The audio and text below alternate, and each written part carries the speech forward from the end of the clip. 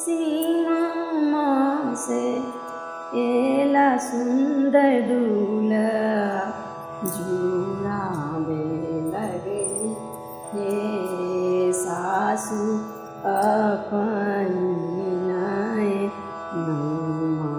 जुड़ावे लगली हे सासु अपनी नए माथे मुंड मौर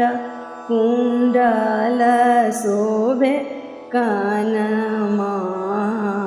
माथे मुंड मौर कुंडल शोभे कानमा रेशम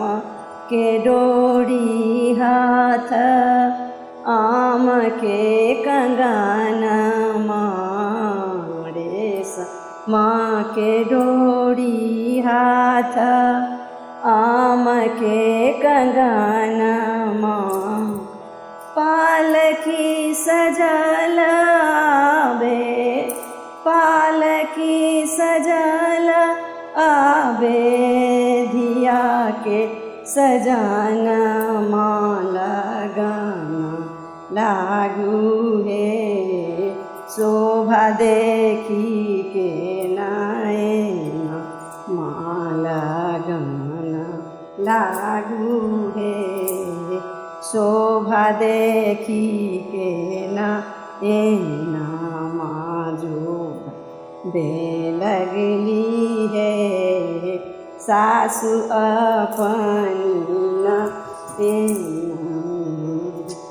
अरछी परीछी सासु लाएली आँगनमा अरछी परीछी सासु लाएली आँगनमा दूल्हा के रूप देखी भाएली मंगनमा दूल्हा के रूप देखी भाएली मंगनमा शुभ शुभ में लागल मंगल गौनमा बजैते आवहे सतरंगी आव जमिया जो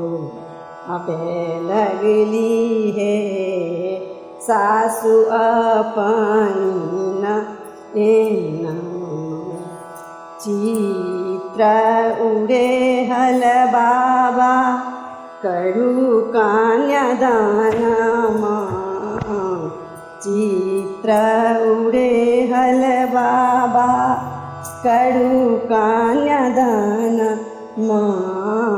साजल उड़े हल बाबा साजल भवानमा साजल मंडप बाबा करू कन्यादानमा कोबर के शोभा देखी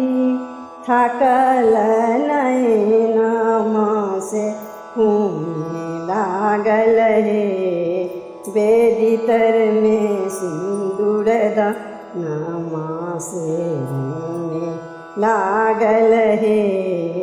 बेदी तर में सिंदूर दानमा जुड़ावे